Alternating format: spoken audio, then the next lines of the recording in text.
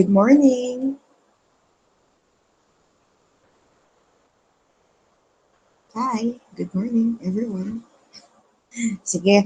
Kahit na konti pa lang tayo, let's start.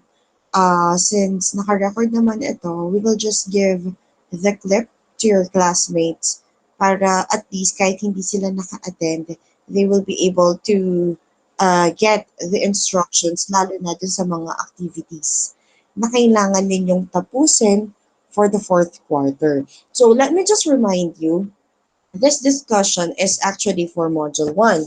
Pero i-discuss ko na yung mga performance tasks, yung mga activities ninyo na kailangan matapos.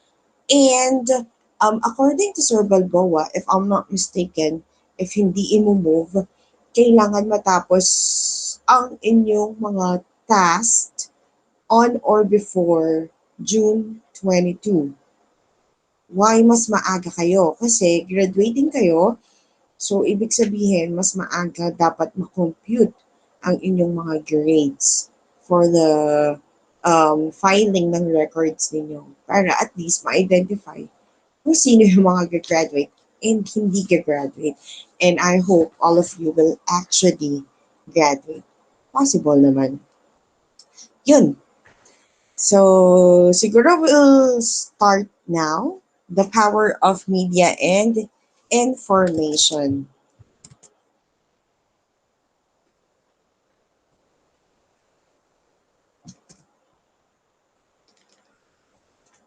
Ayan. So after going through this lesson, you are expected to first explain the opportunities provided by the internet to empower people, discuss the effects of the internet as a popularizing agent, cite personal experiences on the effects of the power of media and information, and lastly, promote a local tourist destination, hobby, or business through social media. So most probably, dun din iikot yung mga performance task ninyo dyan sa mga objectives natin for this lesson. So to start with the lesson, let's have this quotation by Jay Bayer. Content is fire, social media is gasoline.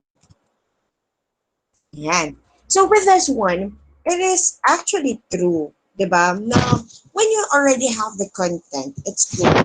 But sometimes, even if you have the content, you don't know how to spread this, you don't know how to use it. 'Di ba parang nawawalang saysay din? It is useless if you keep it within yourself. And so we are using social media to inform others. Actually, hindi lang naman to inform others ang purpose ng iba sa atin why they are using social media. Ayan, humahabol sila. Ayan. Okay. This analogy was actually well thought of.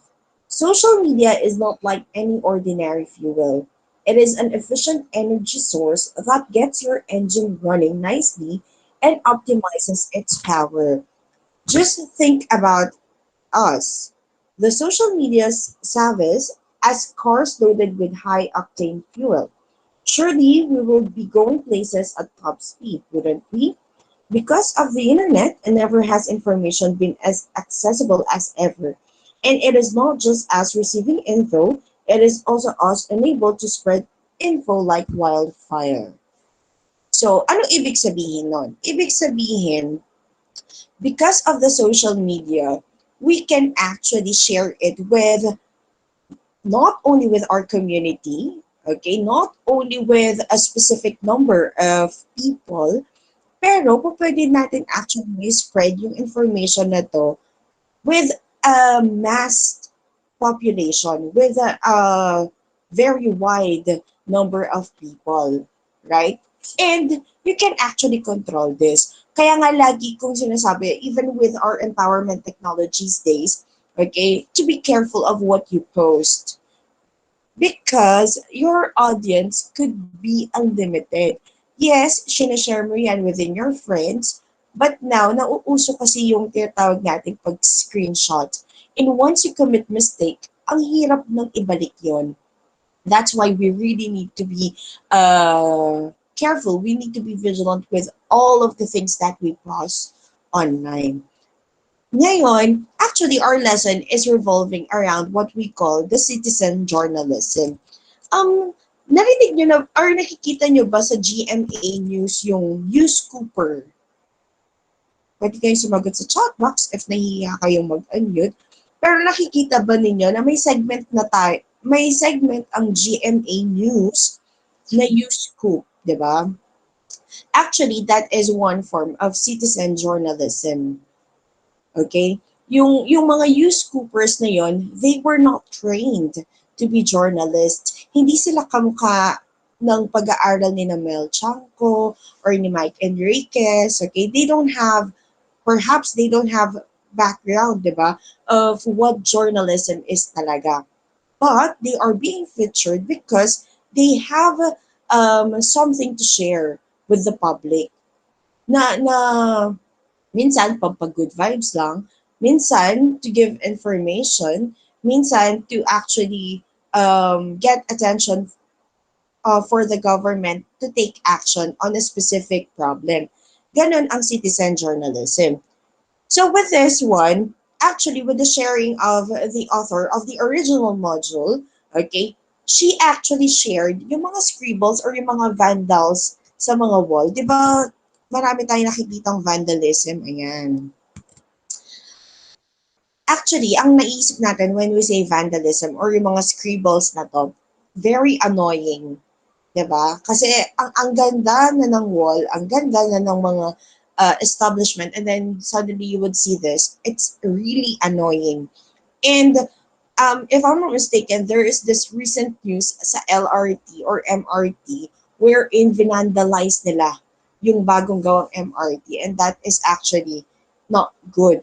Parang pero if you will look at the message of the scribbles, meron silang gustong ipahiwatig. Like for example, yung vandalism sa MRT, pwede kasi na trip lang yun.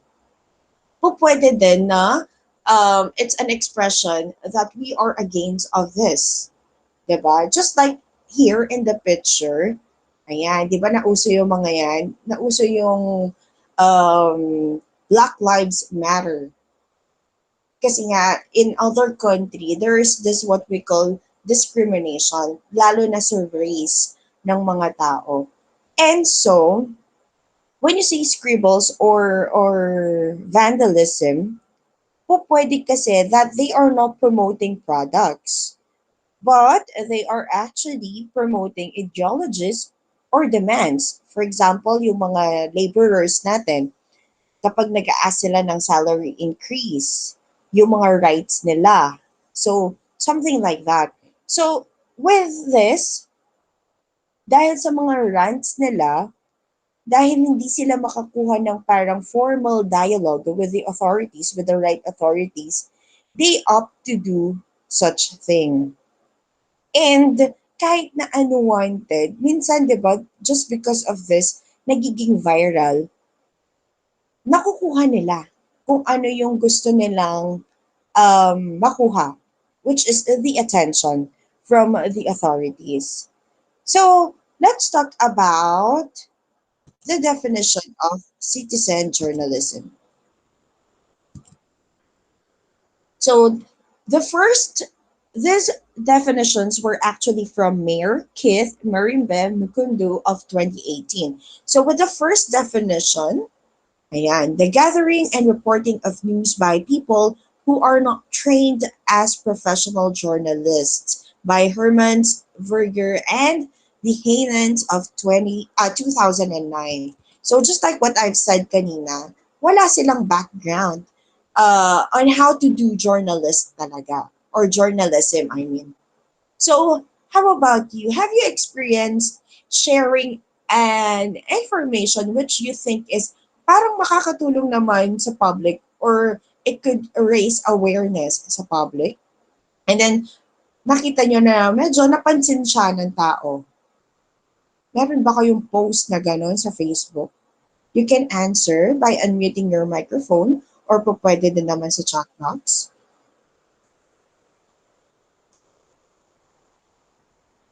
Have you experienced that? Like you shared something.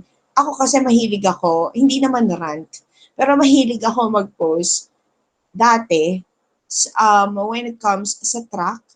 'Di ba meron tayong tinatawag na truck ban, and then makikita mo yung mga truck nakahilera lang sa side. Oo nga naman, truck ban, hindi sila nasa road, pero nasa side naman sila nakapark waiting for their time, which actually causes traffic. Yun yung main reason kung bakit traffic kasi nasa side sila, so hindi nagagamit yung way na yun. And so, share ko lang, I actually posted a rant, okay, about this. And then dahil may kakilala nun ako sa munisipyo, parang they asked what time nakuhanan yung video na yun or what time ko nakuhanan ng picture yon. And then I told them the time, it is actually within the hours na dapat track ban.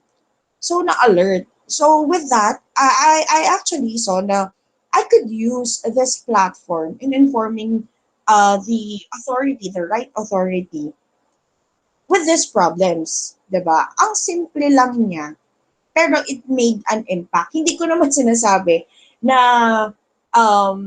what do you call this, the track ban was strictly implemented because of me or because of my post. Siguro isa ako do sa mga nakita nila na nagpo-post about it na hindi sumusunod yung mga truck. And so, if have you noticed after siguro after ilang araw na traffic tayo, have you noticed na pati yung pagpa-park sa side is binawal na nila. Okay? So, kapag wala pa talaga yung time, bawal silang lumabas sa mga garage nila or kung saan man sila nakagarahe. So, yun. Especially dito sa Pabalan, you know that, yung mga nakatira sa Pabalan. Okay, wala pang time pero lumalabas na sila doon sa gate kung saan sila lumalabas. So, it's really a problem. So, yun yung may share ko. How about you? Do you have sharings of your own experience na nakapag-provide kayo ng information or ng isang problem and ayan, medyo napansin siya because it is actually a concern or wala? Wala. Ah, sige. That's ay, gusto yata magsalita ni Erin. Hindi. Ah, sige. Let's proceed with the next definition. Citizen journalism is also an act in which a citizen or group of citizens play an active role in the process of collecting, reporting, analyzing, and disseminating news and information with the intention of providing independent, reliable, accurate, wide ranging, and relevant information that is required for democracy and development by Bauman and Willis of 2003. So, ayun nga, you should actually be careful kasi baka yung nai-spread mo or yung naipopost mo or nababalita mo is actually a fake news. Di ba? Uso ngayon yan. Lalo na, I don't want to be, or I don't want to mingle with the political views of everyone, okay? Pero lalo na 'di ba sa politics, ang daming lumalabas na fake news. Ang dali lang kasing gumawa ng fake news. Can you still remember our discussion na sinabi ko, um, you do not need to always believe statements with a picture. Kasi ang dali na lang i-edit yung mga sa balita, nalalagay nila yung picture ng isang well-known person and then there is this quotation na hindi naman niya sinabi. Pero since ganon ang dating, picture quotation, ang daming tao na naniniwala na totoong sinabi yon ng personality na yon. And ang daming nagiging biktima nito. This is actually under the cyber crime already, which we will have a short discussion mamaya. So we need to make sure that when we collect information, okay, na-analyze yan. And we need to make sure that it is reliable, accurate, wide-ranging, and relevant. When you say relevant, meron siyang, what do you call this? Once it is being resolved, may makukuha tayo dito. We could benefit from it.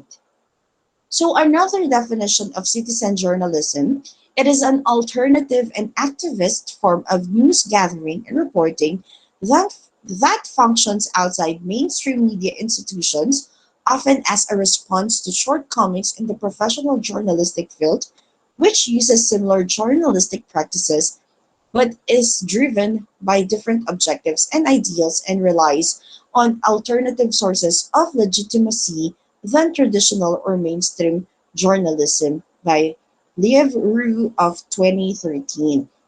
So, ito yung alternative way of gathering news. Later on, meron tayong isa-share na isang article from India wherein they use their citizen in this kind of information gathering. And lastly, the instance when the people, otherwise known as the audience, employ the press tools they have in their profession or possession to inform one another. Ano yung tools na yon? It could be your camera, it could be your phone, it could be your laptop, okay, your computer. So, yung mga meron ka na tools mo, okay, you use it to give and gather information. So this is by Rosen of 2008. So to simplify matters, citizen journalism empowers anybody.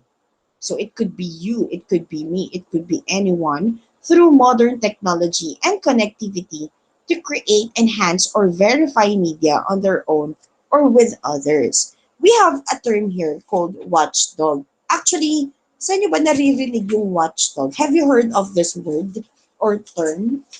Watchdog. Wala. Hello?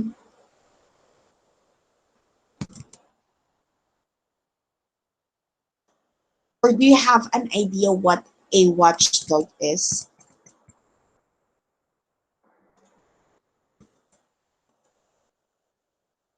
Sabi ko nga, wala, di ba? May kausap ba ako? Hello? Parang spy po, ma'am. Parang spy? Po pwede, yes. Actually, it could be termed as that. Pero, i-trim down natin. Spy of what? Anong in-spy mo?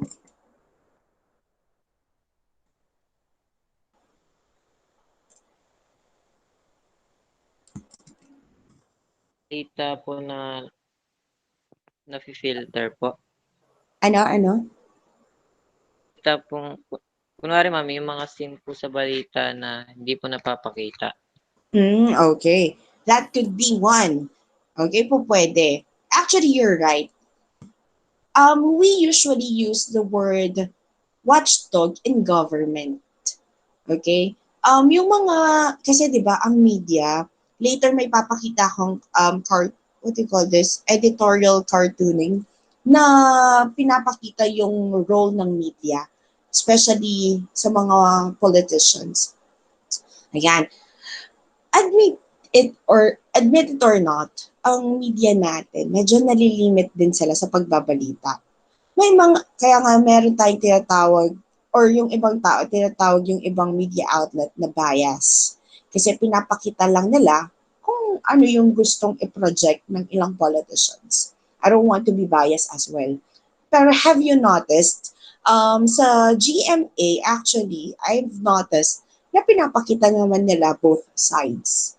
Ang medyo nakikitaan ko lang ngayon ng so much exposure ng isang party is ang News TV5. If you will visit the page of News TV5, you would see na parang ang daming positive na balita kay Vice President Leni Robredo.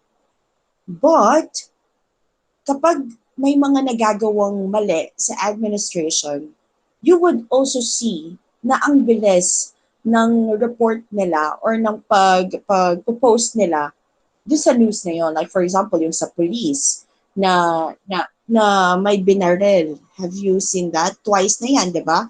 Yung isa sa Tarlac, yung binaril niya yung mag-ina. And then yung very recent na police na balita is yung kapitbahay niya, binaril niya. Ang bilis ng balita sa News TV5. But I noticed, I'm so sorry, personal view ko lang ha. But what I've noticed is, hindi ganon kaingay ata yung recent na nangyari sa isang um, FEU football player na si Keith Absalon. Have you heard about that news? Hindi rin masyado. Kasi hindi siya ganun kaingay eh. And then, if you will look at the people who talk about it, ang konti lang nila.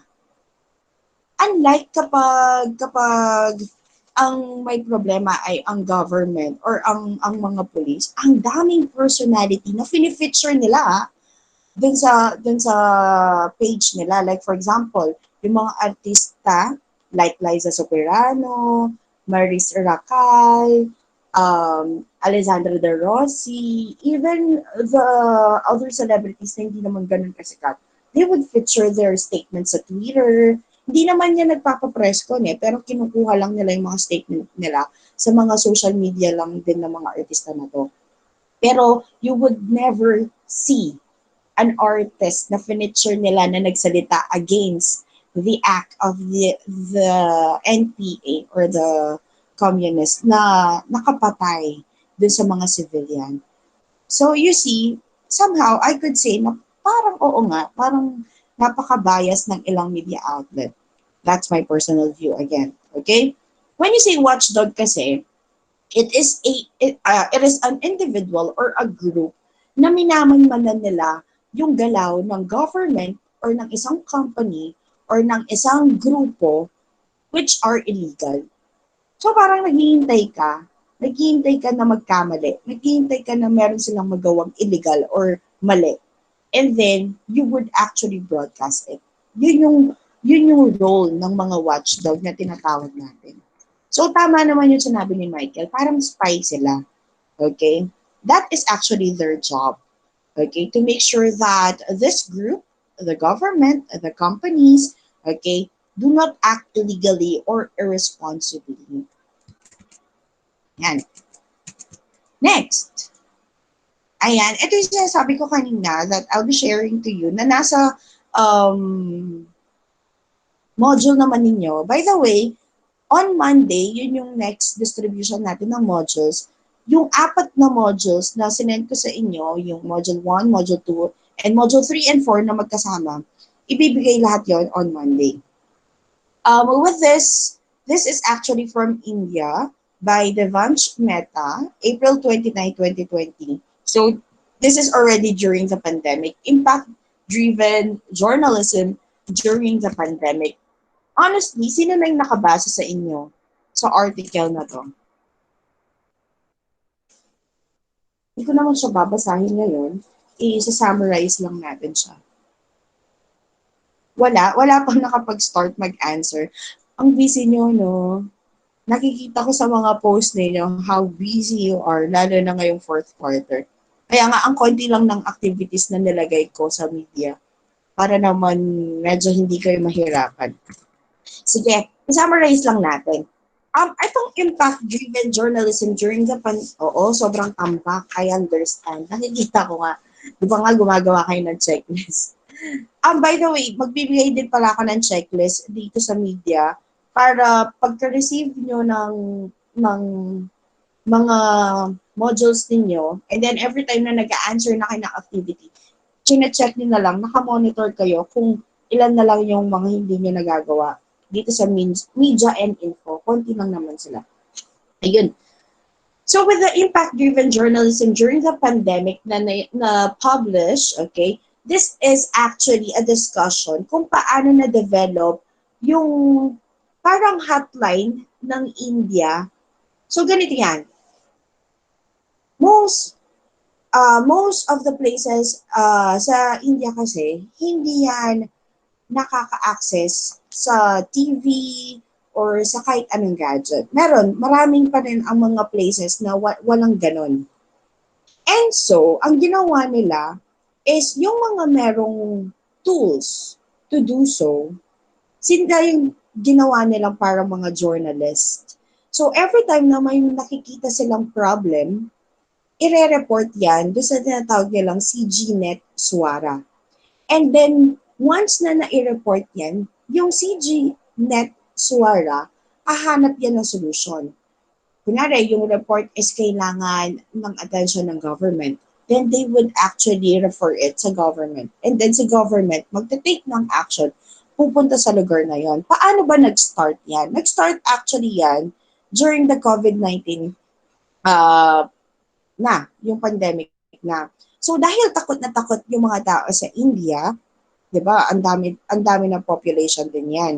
On March 30, 1 week pagkatapos nag-announce ang government ng India na magkakaroon ng 3 week lockdown, meron pa ring mga pasaway na bumalik sa mga cities nila kahit na sinabi na bawal, and if babalik, kailangan what do you call this, consult muna sa health office nila or sa mga clinic, hospitals, ganyan. And so, may 6 families daw na pabalik sa city nila. Pero yung ibang migrants or yung ibang mga tao, they are already experiencing symptoms ng COVID-19. Pero ayaw nilang pumunta sa mga health authorities. They refuse to be tested. So, dun sa village na yon, syempre dahil alam nila migrants yon, alam nila na may symptoms sila, natatakot yung mga tao dun sa village na yon. And so, one villager actually took the step para i-report ito. Nung na-i-report to sa CG Netswara, nag-take action, may pumunta doon na health authorities, tinest yung family na yon, and it turned out na negative naman pala sila. Okay? Pero, the good thing is, at least, hindi man, what do you call this, syempre yung assumption nila na positive, ang family na yon, hindi man nila nakuha yon, at least, yung naging benefit is, na-relieve yung ibang mga tao sa village na hindi naman pala positive ito, so it's okay. Okay, nawala yung ano nila, yung tinik sa dibdib, kumbaga. So dahil naging successful nga yan, they actually took an action na what if kaya gawin natin na damihan pa natin yung mga tao na po pwedeng mag-report, and then we could take solution. And so they've been actually doing this for 10 years already. Pero sabi nga dito, 700 cases pa lang yung nakukuha nila. Why? Because hindi siguro ganun ka-well known na merong ganitong hotline sa India. And of course, with the situation, mas dadami talaga. Okay, yung mga nagre-report na ganito, ganyan, ganyan. So, the purpose why the author of the module actually included this is ginagamit talaga yung mga tao, lalo na during this pandemic, okay? Eto na yung time para gamitin natin yung mga resources natin to help one another. 'Di ba? Ang dami kong nakikita sa Facebook actually na humihingi ng tulong. And ang dami ding tao na very much willing na tumulong. Okay? Yung mga nagpapasend ng GCash, it is just so saddening na makita na yung ibang tao ginagamit ito for their own benefit lang. Yung mga tinatawag nating scammers. Yung gagamitin nila yung picture ng original na nag-post, pero ang gamit na GCash account is yung account pala nila. So, nagtatransfer, hindi pala pumupunta dun sa totoong taong nangangailangan. Pumupunta pala yung pera dun sa mga scammers. So, maraming ganito. We just need to be careful again. Kung gusto ninyo tumulong, make sure that you are helping the right person. So, yun yung first what do you call this, na-develop during this pandemic, okay? Yung sense ng mga citizens to give information, to gather information, and to resolve problems. Ayan. Next is the online selling. How online selling is thriving in the new normal. This was actually featured in the Philippine Star last June 15, 2020 by Hannah Malorca. Meron na sa inyo, di ba, nag-online selling? And marami ako nakikita sa mga students that they actually tried online selling. Lalo na with our situation, nag-boom talaga ang online selling. The pandemic actually got us into a situation na ang daming nawalan ng trabaho. But at the same time, it opened opportunities for other people na magkaroon din ng trabaho. So aside from citizen journalism, there are other instances by which people are empowered by media, and one of which has become so obvious these days because of the pandemic. Yan. Meron ditong online seller, right? Can you share to us your experience in how you earn money from your online selling? Eliza, pwede ka mag-share?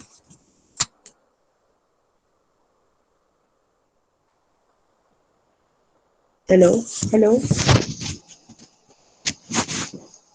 Walang mic yung laptop. Pero nag-online selling ka, Eliza?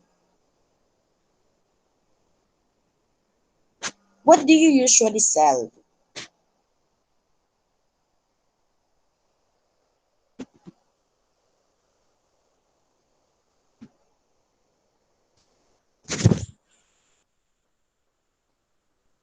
Ay, ang dami yata. Ang tagal mag-reply.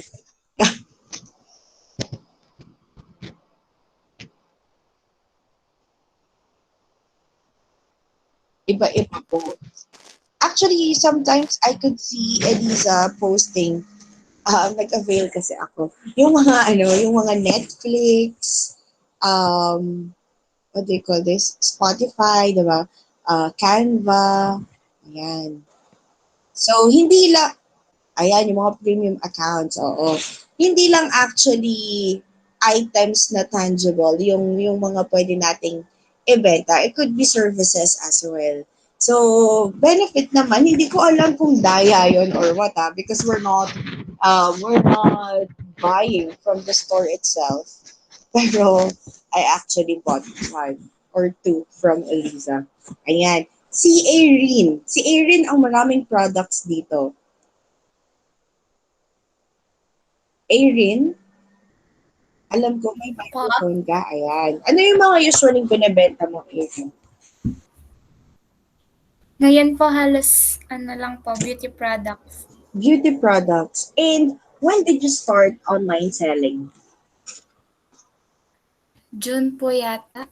So, Mga last year po, June. so during pandemic na din. Opo. How did you start? Sino yung nag-motivate or nagbigay sa'yo ng opportunity? Yung supplier ko po, bumili po kasi ako nun sa kanya. Tapos nakikita ko po yung mga post niya and naghahanap po siyang reseller. Tapos Oh. pag chinat ko po, tinanong ko po kung pwedeng maging reseller. Tapos sabi po niya, pwede daw po basta ay kami lang po yung magpo-post. Then kukuha lang po ng stock sa kanya. But you're earning from it naman. Opo. Dati po. Ngayon hindi. Konti na lang po ngayon. Kasi dumami yung mga online sellers, that's why. Opo. Tsaka po, nabuksan na po yung mga mall. Oo, tama. Bukas na po. Oo, tama. Yun lang yung downside ng online selling ngayon. Dahil nag-allow na ang government na mag-open na yung mga mall, so may access na ulit ang mga tao sa mga items na kailangan nilang bilhin. Pero tama yung sinabi ni Erin, during the time na nag-start pa lang ang ECQ natin, which is nag-start yan March, 'di ba? March, April, May, total lockdown, wala talagang lumalabas, bawal. Kung wala kang quarantine pass, hindi ka makakalabas. And so, nag-boom ang online selling. Nag-boom yung mga deliveries. Okay? Ang system pa kasi sa atin, dito sa Porac, ang hirap. Alam mo yung tipong kalapit, may time kasi na ako yung may quarantine pass dito sa bahay. And then, I needed to buy stuff for my baby. Milk, yan, water, Kasi paubos na. Though nag-stock kami, syempre may time na paubos, tas mag-stock ka ulit. Nung time na bibili na ako, sobrang higpit dun sa checkpoint ng tapat ng Pure Gold. Alam mo yung tipong kailangan ko nang bumili and nandun lang si Pure Gold. Okay? Ayaw pa nila. Kasi daw hindi nasakop ni Porac si Pure Gold. Angeles City daw yun. Nandun na ako sa mismong tapat ng Pure Gold. So, pinagbawal pa talaga. And then, kung maglalakad ka, may nagbabantay din do sa mga naglalakad coming from Santa Cruz to Pure Gold. May time na gano'n May time na pinagbawal talaga nila. And so, ang dami nagreklamo. Kasi nga, ang next na pagpupuntahan mo na pwedeng pagbilhan ng groceries, yung sa Porac na mismo. Yung, di ba wala ang Chungson, wala na ang Chungson. Tapos sarado pa si Pure Gold kasi nga dahil doon sa earthquake. So, ang pwede lang pagbilhan nun is yung Danza ba yun? Danza. Ang sikip doon, ang daming tao, tsaka ang konti ng supply. So, ayun, no choice, ang ginawa ko na lang, nag-park ako sa malayo. Tapos, nakisabay na lang ako doon sa mga naglalakad na papunta sa may Pure Gold. And so, yun, nakabili naman ako ng supplies. Yun lang yung nangyari. Pero after that, I think naging maluwag sila. Minove na lang nila yung checkpoint nila hanggang sa may Pure Gold. So, sharing lang, that was actually the situation na napakahirap bumili ng mga supplies natin, ng groceries. Kaya, ang tendency, once na nag-open yung, what do you call this, yung government natin, na pwede nang bumili, nagpa-panic buying ang lahat. Nagpa-panic buying ang mga tao. Tapos magla-lockdown ulit, bawal ulit lumabas, sabi nga ni Kim Chu, di ba? So, ayan, very grateful tayo sa mga online sellers during that time. Kasi isang text lang, isang order lang, nandyan na sila. Ang pinakamaswerte sa lahat si Lazada at si Shopee. Kasi ang daming online sellers na nagpo-post na sa mga sites nila, nakipag-team up sa Lazada and Shopee. At the same time, ang daming buyers na nag-visit sa website nila.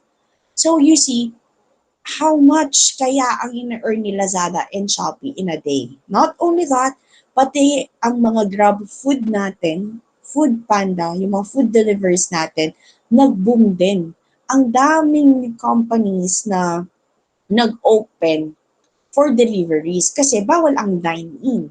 So, anong gagawin ni na restaurant? Anong gagawin ni na fast food chain kung bawal ang dine-in? Puro deliveries. So, nag-boom din ang mga delivery companies natin. Ang dami nga ngayon, di ba? At what do you call this? Yung Kapampangan, yung sa may Porac, I forgot the name. Pero makatulaya kasi Lagyo eh.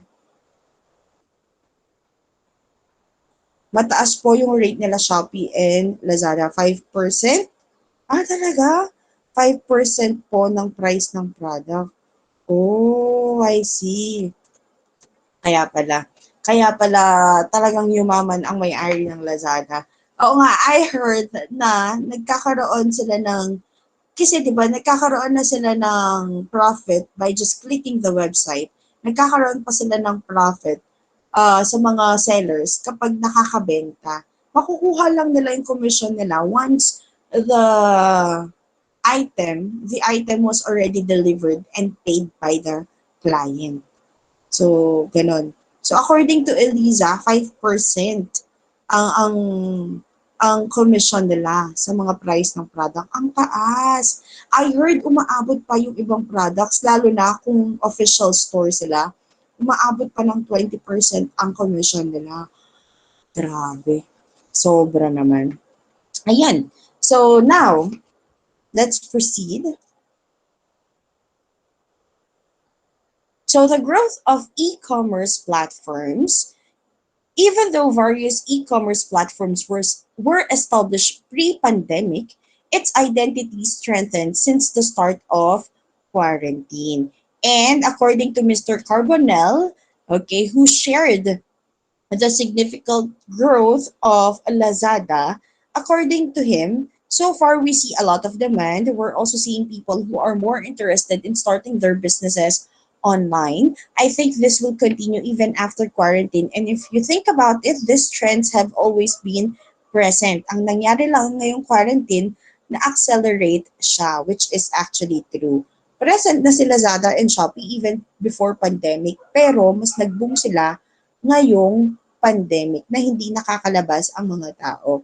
And according to him also, ang mga pinaka-popular products daw sa Lazada's platform are groceries, medical items, and ready-to-eat products. Yan.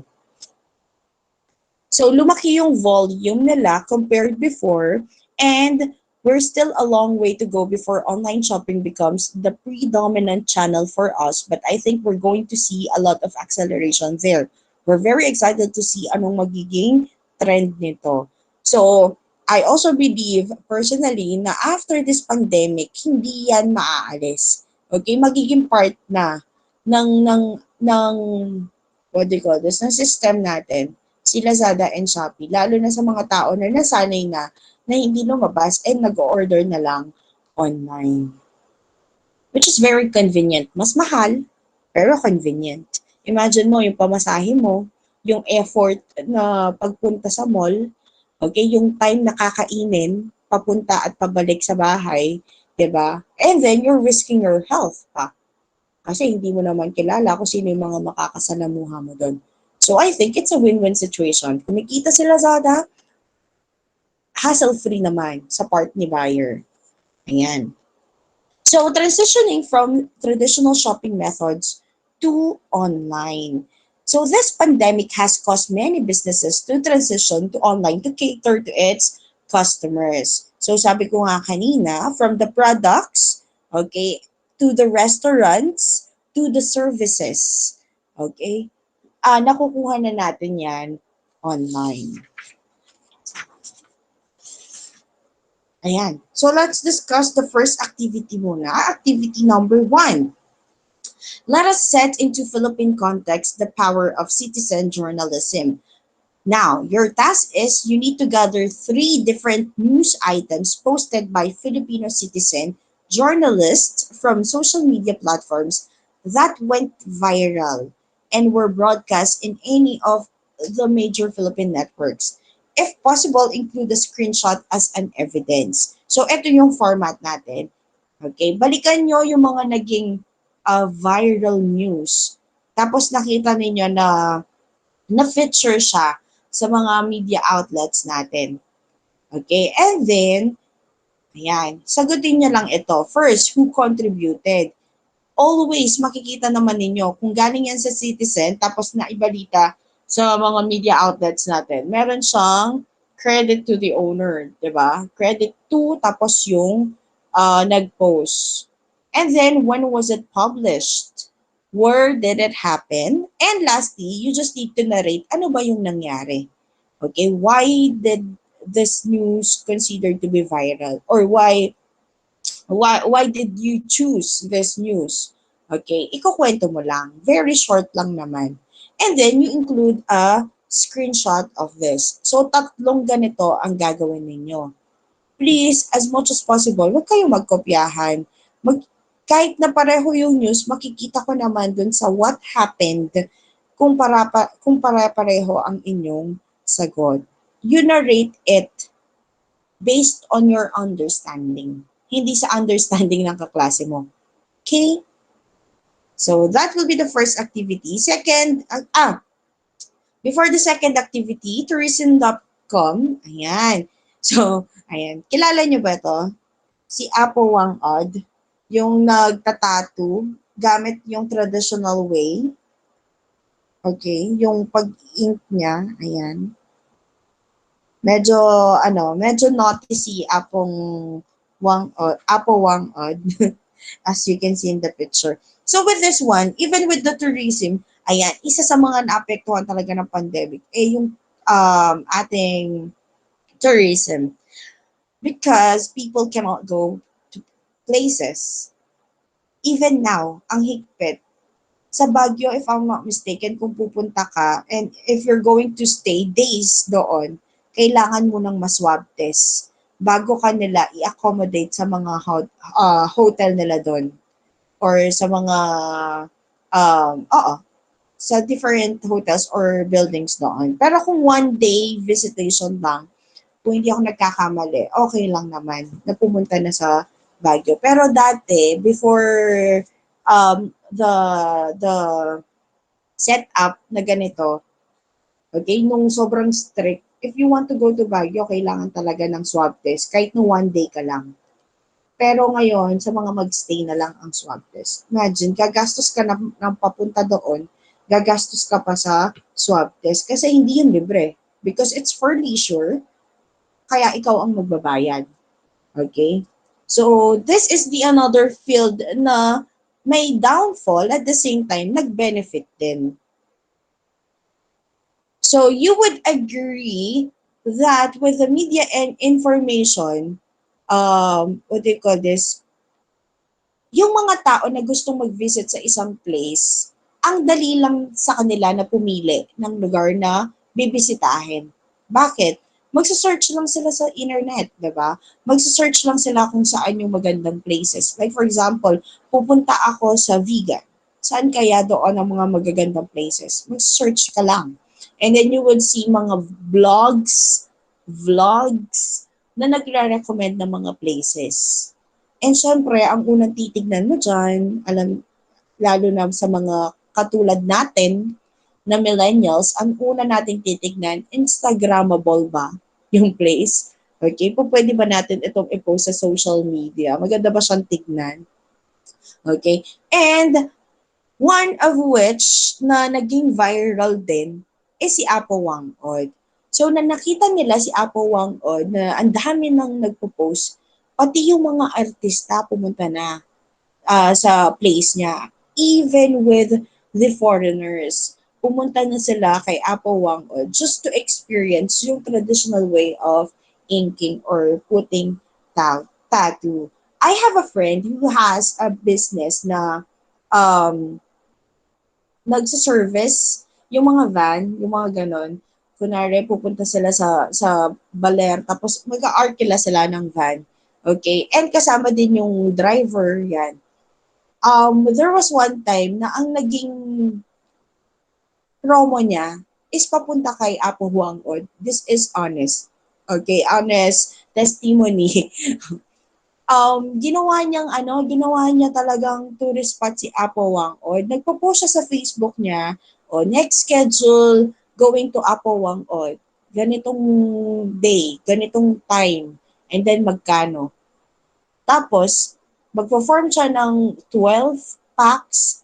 Pag nabuo na yung 12 packs, on the go na sila. Pupunta sila sa lugar ni Apo Wang-od to experience yung pagtatato. So, kumikita siya. Kasi ang daming nagpapabook sa kanya. So, that is it. Now, for your second activity, ayan. Dito sa Porac naman, what do you consider, this is what you consider your hometown, syempre, yung Porac.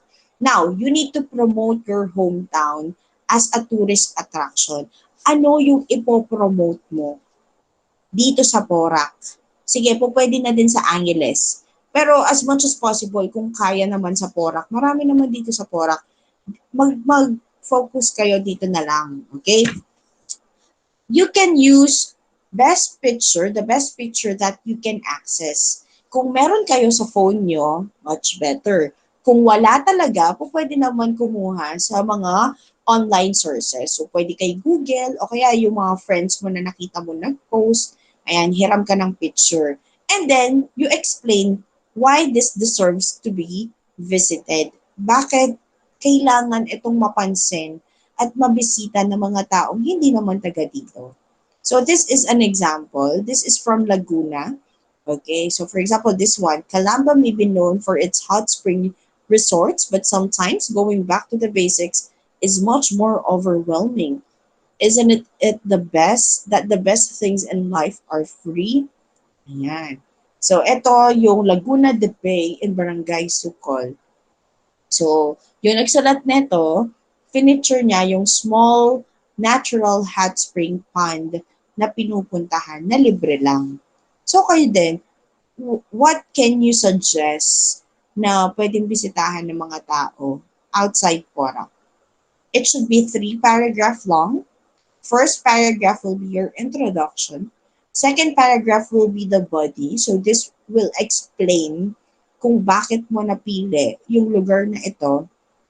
And lastly, syempre, yung last paragraph is your final say, yung kung paano mo mapapersuade yung mga tao na pumunta dun sa lugar na nirecommend mo.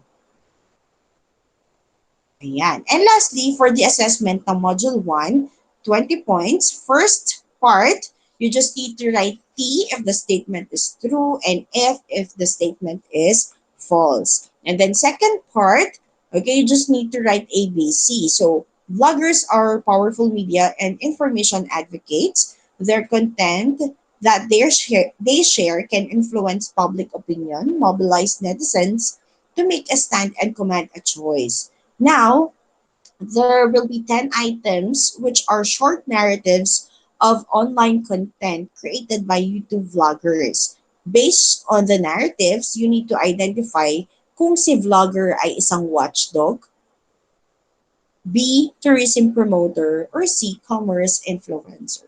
So, for a total of 20 points. So, yun yung end ng ating first module. Question so far? Wala naman so far? Hello? Wala po. Wala naman. Okay. So, ito yung sinabi ko kanina, nabalikan lang natin ng very, very light yung discussion about cybercrime. So, these are the opportunities, challenges, and power of media and information, which was our lesson for today. Pero ito yung complete edition kung sanang face-to-face tayo. Yung mga pinapresent namin sa inyong mga lessons, ano na yan? Mga most essential learning competencies na yan. Ibig sabihin, piling-pili na sila. So for example, we have 100 learning competencies. 30 learning competencies na lang ang natira. Yung mga pinaka-importante na lang. Kasi nga, with our situation, tapos, di ba, hindi naman tayo agad nag-start din ng school year. So, talagang malilimit lang sila. So, ito lang. Share ko lang sa inyo. Ayan. Can you take a look of this cartooning? So, we will be having a cartoon analysis. Media, political pressure, tapos truth. What is your interpretation of this cartoon? Anong interpretation ninyo? Yes, Michael? It's either hindi po hinahayaan yung media na sabihin po yung totoo, hinaharangan po ng government, or yung media po hindi nila nalalaman yung totoo kasi po hinaharangan ng gobyerno, or hindi po nila nasasabi yung totoo dahil hinaharangan po ng gobyerno. Okay. So, your interpretation, good. Instead of media being the outlet of truth, hindi talaga na ibibigay yung truth kasi may humaharang, which is, sabi mo nga, gobyerno or the political pressure. Ayan, may chain, di ba? How about the others? May other interpretation ba kayo dito sa cartoon na to?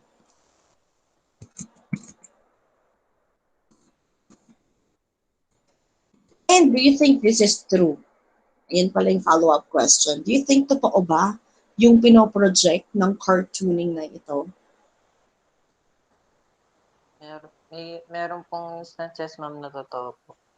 Ayan. According to Michael, may mga instances na totoo. How about yung iba naman? May mga microphone naman kayo.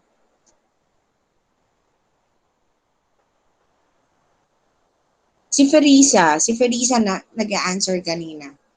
Ferisa, what do you think of this cartooning?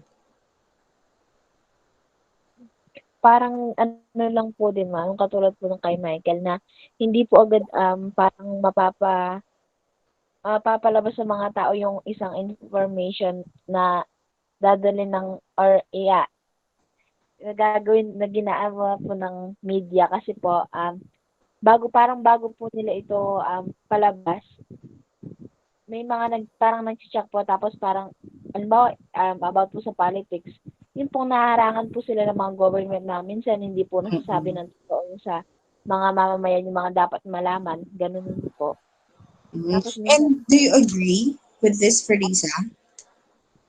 opo ma'am, kasi may mga iba po na ano, hindi po talaga nalalabas yung mga totoo sa um mga netizens, yung mga nagbabasa po ng mga yung mga information.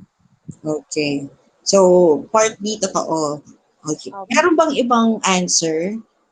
Or may nagdi-disagree ba dito? Yeah. Ayan. Actually, this is somehow true.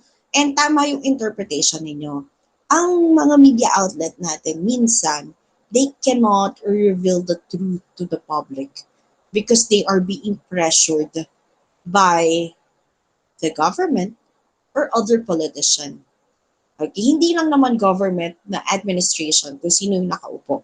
It could be also other politicians. Okay, which is totoo. Tama naman. However, with our situation, this is 100% true nung panahon pa ng martial law.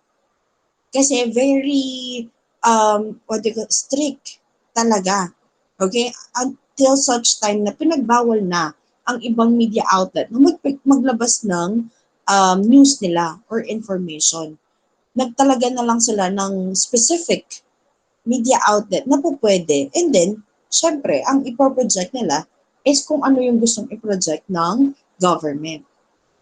But with a situation now, with our current situation now, parang mas lamang naman na hindi na ito totoo. Why? Because as you can see sa mga media natin or sa mga news program natin, 'di ba parang wala na ding limit.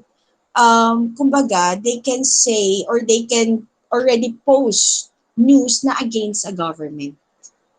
Kasi kung totoo pa din ito, wala tayo dapat nababalita ang masama about the government. Wala dapat tayong nababalitaan na hindi kaaya-aya from the government, 'di ba? But then, we can already see the truth. Okay? Nakikita na natin yung galaw ng administration and the opposition pareho because the media are actually telling us already kung ano yung dapat para sa citizen. However, not 100%. Ako din, naniniwala ako na meron at meron pa ring truth na hindi inilalabas ang media. Pero somehow, na-uplift na ito. Okay? Kasi 'di ba, ngayon nga, 'di ba, mas madami pa ang negative na nababalita about the government kaysa sa mga positive feedback about the government. So, 'yon. And next, cybercrime. What is cybercrime?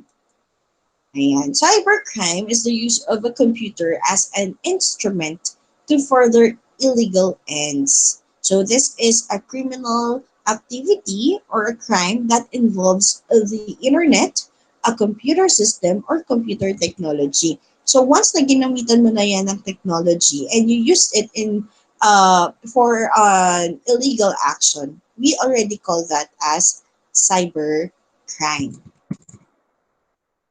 Now, let's have the current issues about cybercrime. Saan ba nagsimula yung cybercrime na yan?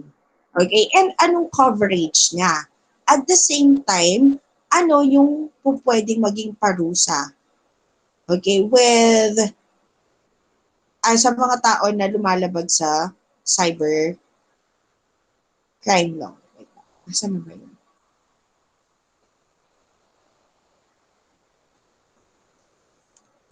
I'll just share this video sa inyo. Cybercrime law.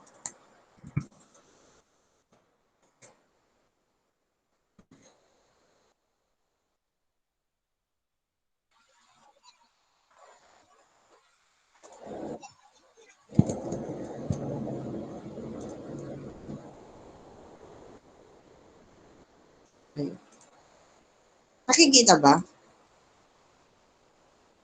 Mato na ni Pangulong Noynoy Naririnig din? Opo. Ah. Aquino ang Cybercrime Prevention Act of 2012. Kaya mapapanagot na ngayon sa batas ang mga nasa likod na mga paninira sa internet. Pati na yung mga utak na mga illegal na gawain gaya ng identity theft, hacking at child pornography. Pero may mga tumututol din sa ilang probisyon ng cybercrime law na di umano isang uri ito ng censorship at invasion of privacy. Live mula sa Quezon City, may report si Ruth Cabal. Ruth.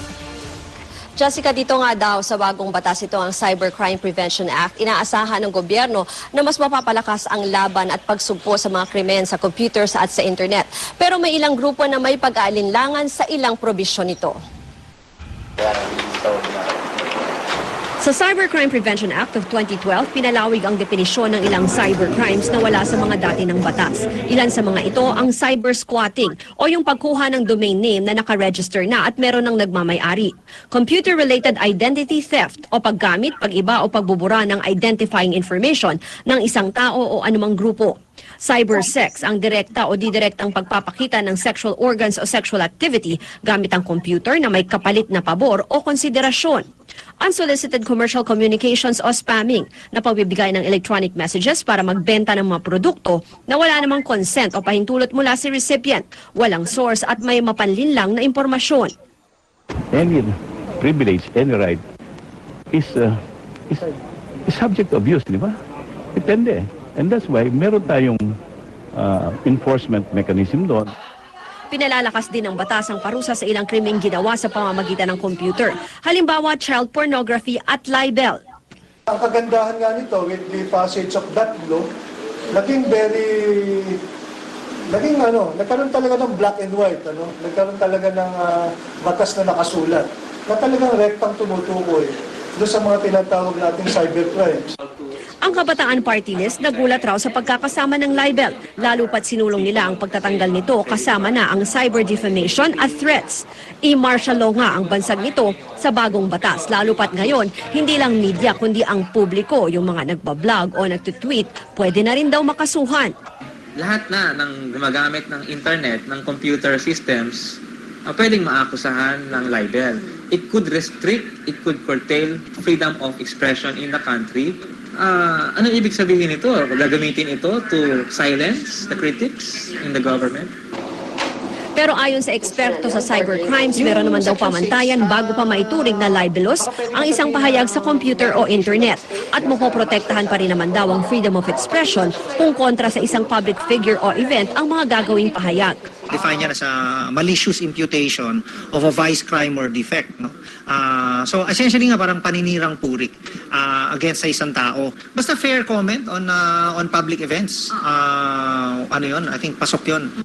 Pero may ilang provision raw sa anti-cybercrime law na posibleng may paglabag sa privacy or right to due process. Halimbawa ang provision nito sa real-time collection of traffic data kung saan papayagan ng law enforcement agencies na makakuha ng impormasyon sa mga activity ng isang computer o smartphone. Pwede mag-surveillance yung law enforcement agencies nang wala man lang warrant. Pwedeng i-collecta yung data na yan, traffic data ng PNP at saka ng NBI nang walang warrant.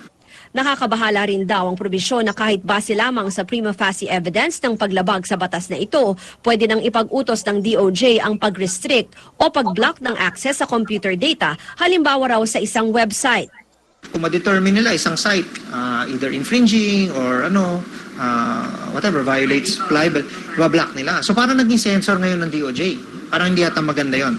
For a government which claims transparency to be its priority, for a government which claims openness na sa pamamahala, instead of cybercrime, sana freedom of information.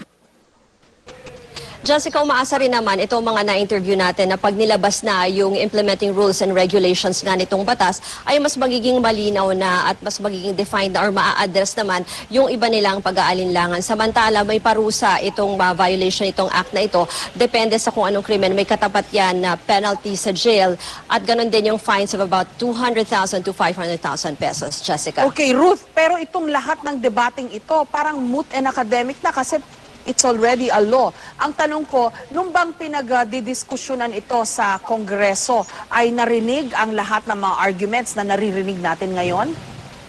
Jessica, kanina nga tinanong natin si Representative Palatino kung bakit kung nag-object ba sila nung dinidinig yan sa plenary. At sinabi naman nila na sinabi rin nila yung mga points na yan nila. Actually, sinasabi niya since 14th Congress, isa na siya doon sa nag-interpolate when it comes to this topic. Pero nga nagulat na lang daw sila na doon sa lumabas na version, isa sa mga versions na lumabas sa Senate, ay lumabas yung cyber libel. Pero in-adopt na rin daw yun ng House. Pero umaasa sila na ma-address pa rin naman daw yung concerns doon sa pag-draft ng IRR kasi may representatives naman dyan, both House and Senate, and also yung implementing agency which is the DOJ, Jessica. Okay, napaka-relevant lang itong isyong ito ngayon kasi because of the protest in Islamic countries against the allegedly Prophet Muhammad na video or film clip. At sa ibang bansa ay blinak na itong video na ito. Sa Pilipinas, sinabi ng ating gobyerno, hindi nila ibablock. Tama, Jessica. Ang sinasabi naman is it's up to, at this point, di ba, bago pa man ilabas itong batas, if I remember correctly, ang sinasabi ay it's the MTRCB who will decide on that movie. Pero siguro, dahil nga meron na tayong batas, mas magiging masusi yung pag-aaral dito ng ibang ahensya pagdating sa ganyang klase ng censorship, especially on the internet and on the use of computers, Jessica. Okay, hindi lang ako sigurado kung yung MTRCB ba ang tamang agency sa gobyerno who has jurisdiction over the internet kasi movie television review lang yun eh. Tama, Jessica. Kaya nga parang sinasabi nila mas magiging malinaw daw dahil nga dito sa batas na ito. Pero hindi pa rin naman siya talaga strictly mai-implement for now dahil kailangan pa yun i-publish and they still have to come up with the IRR, Jessica. Okay, maraming salamat, Ruth Cabal. Good grammar and spelling are important, but if you want to write essays that inspire... Ayan. So what can you say about the news clip that you have watched? They actually covered yung mga different, kung anong coverage mismo ng cybercrime. And the one thing lang na tinututulan nila doon is the cyber libel, wherein kung magsasalita ka against someone using the internet, using any social media platform, then you can be sued for cyber libel. So yun lang talaga yung pinaka tinututulan, lalo na during the time of Pinoy, yung kabataan party list. But now, I think there is a revision wherein if it did not directly quote your name, hindi siya considered na cyber libel. Because wala siyang direktang, for example, ikaw, nagparinig ka sa Facebook, pero hindi mo naman sinabi kung sino yung tao na yon.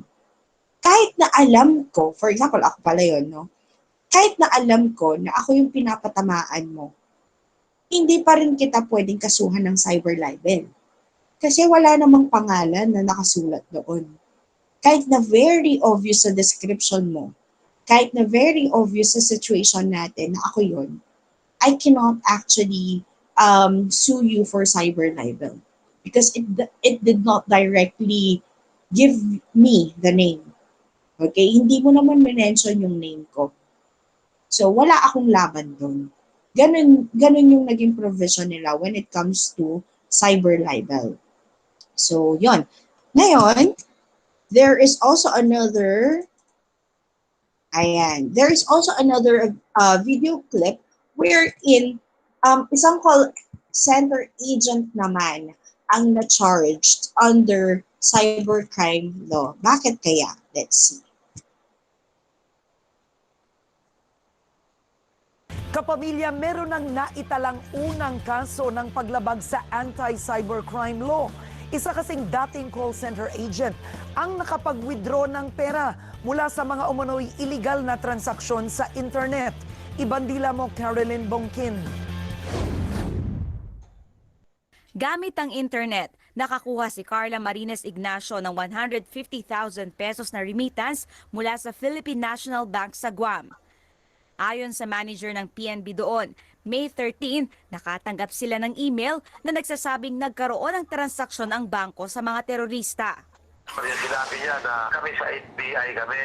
We notice in our investigation that you are transacting with known terrorists. Binigyan siya ng link para makita ang mga sinasabing terorista. Pero imbes na listahan ng mga pangalan, nag-block ang monitor ng computer. Yung mga cyber criminals nga, nakapasok sila sa system dahil sa link na yon. Nakatrigger sila ng remittance na unauthorized. Matapos ito, ilang illegal na transaksyon ang naganap. 3 milyong piso ang pumasok sa magkakaibang bank account. Mula dito, 150,000 pesos na ang na-withdraw ni Ignacio. Kukuha pa sana ulit siya ng pera ng mahuli ng CIDG sa Las Piñas noong May 22. Payo naman ang PNP Anti-Cybercrime Group sa publiko, huwag basta-basta magbubukas ng mga natatanggap na email. Mula kasi sa mga ipinapadalang link, pwedeng manakaw ang mga personal na impormasyon. Most probably, yung link na yun, merong embedded yun na application or software na kung saan nagkuha ng information. Kinasuhan si Ignacio ng paglabag sa Cybercrime Prevention Act dahil sa computer-related forgery pero nakapagpiyansa rin ito. Caroline Bongkin, ABS-CBN News.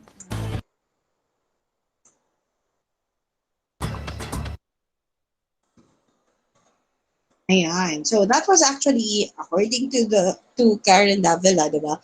That was actually the first case na lumabag sa cybercrime law. So after na i-publish yung law na ito, ayan, nakuhanan na.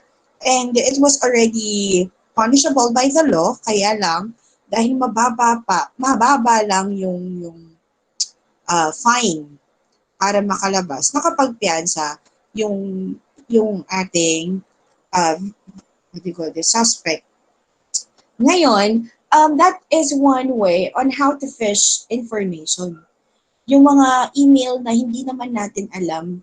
Kaya I always tell you also, yung mga do's and don'ts natin, kapag hindi mo alam kung saan galing yung email and medyo disturbing, lalo na may pinapaklik siya, please do not do it. Okay? Kasi baka nagkukuha lang yan ng information. Siguro ngayon, you don't have your own bank account, okay? Pero kapag tumanda na kayo, you would still remember this, na do not open yung mga kahina-hina ng mga email, lalo na it has something to do with your bank account. Marami kasi ang nabibiktima, actually, yung mga hindi na millennials, yung mga mas matatanda sa atin, because they don't have idea. Like, sasabihin lang sa email na we have noticed a problem with your bank account. Can you please enter your account number and your ganyan-ganyan? Eh, syempre, kung matanda ka na, medyo gullible ka sa mga ganitong mga bagay, you would do the instruction given to you. And an ending, syempre, yun nga, makukuha at makukuha yung information or baka maubos yung laman ng iyong bank account. This happened with GCash also. Have you seen the viral post na ang dami daw na biktima nitong specific person, and then ang ginagawa niya, 'di ba may mga nagpo-post na kailangan ng tulong, ganyan. Ang gagawin niya, kukunin niya yung number. Ite-text niya or i-chat niya. Sasabihin niya na hey, paano ako makakapag-send ng money sa'yo? Gusto ko sanang tumulong kasi nakakaawa yung anak mo.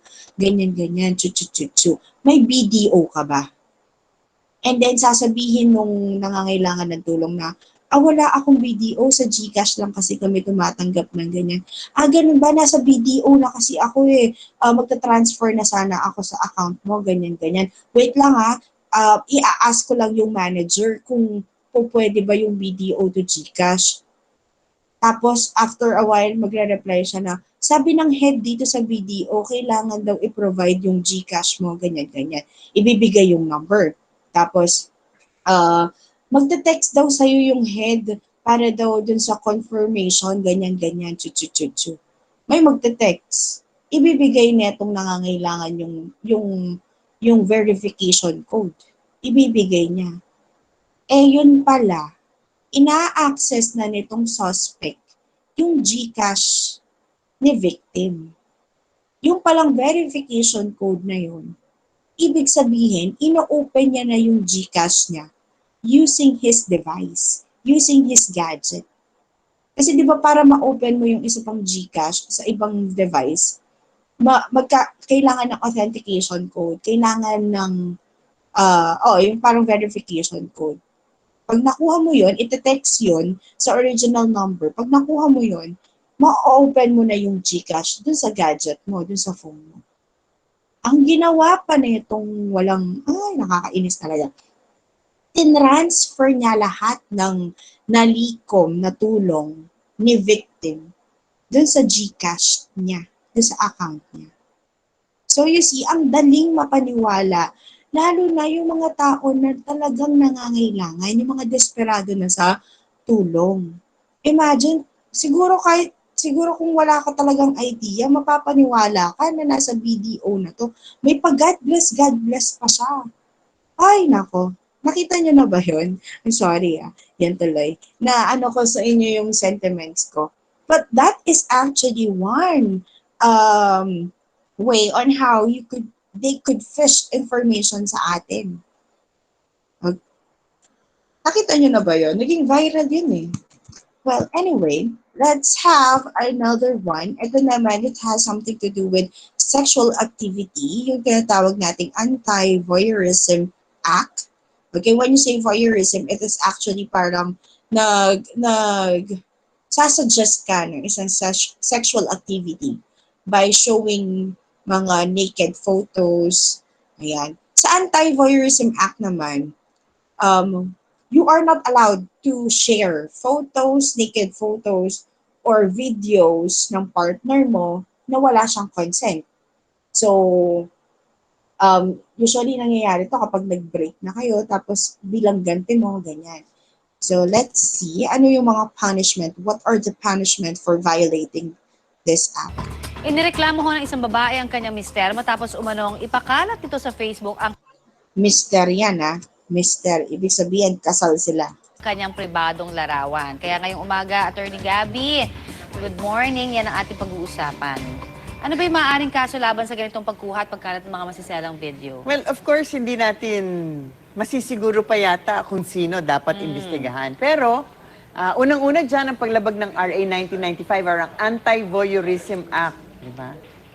Online pamboboso. At sa ilalim ng batas na ito, pinagbabawal ang pagkuha ng litrato o video ng malalasang mga aktibidad o mga pribadong parte ng katawan ng isang tao at walang pahintulot na pagkopya, reproduce o pag-share or pag-broadcast nito whether sa internet o sa mga telepono, ibang paraan pa tulad ng CD or ng DVD. Correct. May kulong to ng 3 years but not more than 7 years at may fine ng hindi bababa ng 100,000 pesos hanggang 500,000 pesos or both. Pwede rin, of course, meron pa ibang mga karagdagang kaso. Ano yung mga karagdagang kaso Well, na yan? tulad nga ng sinabi natin, hindi pa naman natin sigurado, di ba? Ang isang suspect, halimbawa, kunwari sa pang-araw-araw na buhay, pwedeng ex-boyfriend, pwedeng In this asawa. case, in this case, diba? ang sinasabi yung asawa niya. At dahil babae ang biktima at ang nagsagawa ng pag-upload ay baka daw ang dati niyang asawa, pwede rin itong maging isang kaso under the Anti-Violence Against Women Act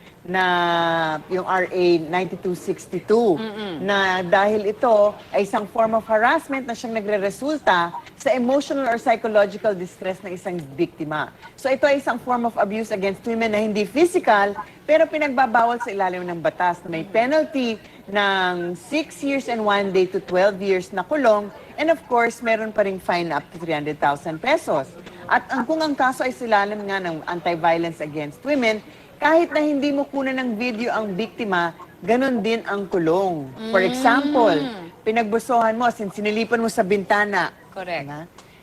Dahil ito nga ay causing stress dun sa babae, so all these forms of stress are considered a form of violence against women. Oo. Dahil ito ay na-post na nga sa Facebook. Diba? Naku. Meron bang kasong po pwedeng isang papa bukod pa doon sa mga nabanggit mo? Well, I suppose na pinag-uusapan natin dyan, pagpuprotekta ng sariling reputasyon at honor. At ang isa sa pinaka-importante siguro sa atin ay ang pagpuprotect nga nito. So, kinikilala naman ito sa batas natin.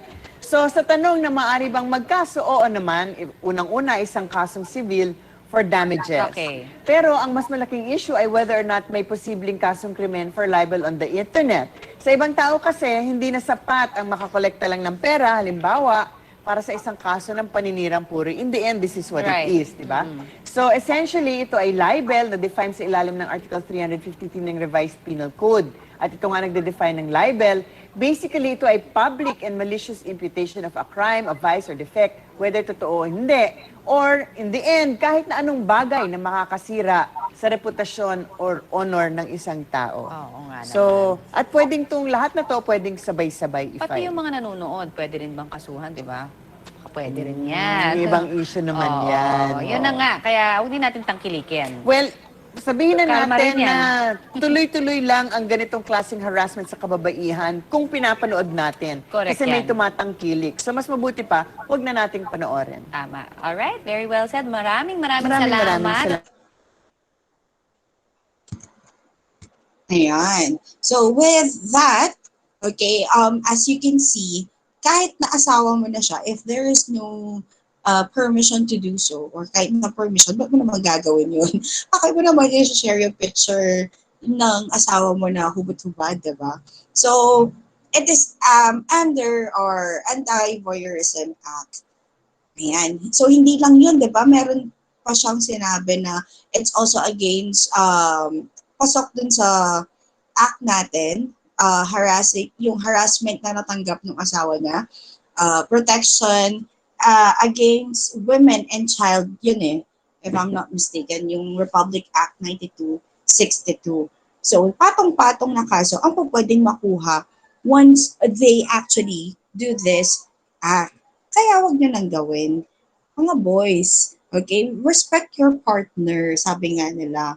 And, yun, that is actually the end of the discussion for this module. Check ko nga.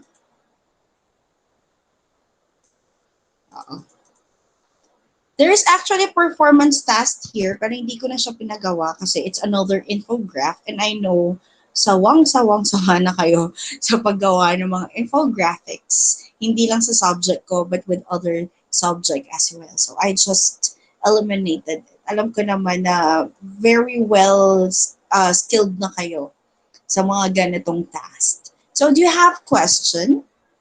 May mga tanong pa ba kayo before we end this session? Wala na po. Are you sure, Frieza? Yung iba, baka may mga tanong kayo, clarification. Okay, maybe we could, we will be having another session next week. Ganyan din, mga 1 hour lang siya for the discussion ng new lesson, tapos yung previous lesson din ng first quarter. Para siyang combination na lang. Wala nang question. Hello? Hi? Hello? Oh, sige. Wala. Lapuret. Ay, yes, Vina. I-print lapuret ang activity mo. Oo, nice question. I forgot to tell you that. Ilalagay yung ating activity number 1 and activity number 2. Di ba, ita-type nyo yan kasi kailangan ng picture. Ilalagay siya sa long bond paper and then isi-send na lang sa akin yung soft copy. Ako na lang yung mag-print. Or if may printer naman kayo sa bahay, pwede din na kayo na yung mag-print tapos isamang isubmit on the submission day. Hindi mo na isasubmit this Monday since wala pa sa inyo yung hard copy ng module. Sabay-sabay na lang ninyong isubmit on June 22. June 22. Doon na lang ninyo isubmit lahat sabay-sabay. So again, yung activity number 1, activity number 2 po, long bond paper, And then, yung assessment naman is kahit sa yellow paper na lang siya nun. Another question pa?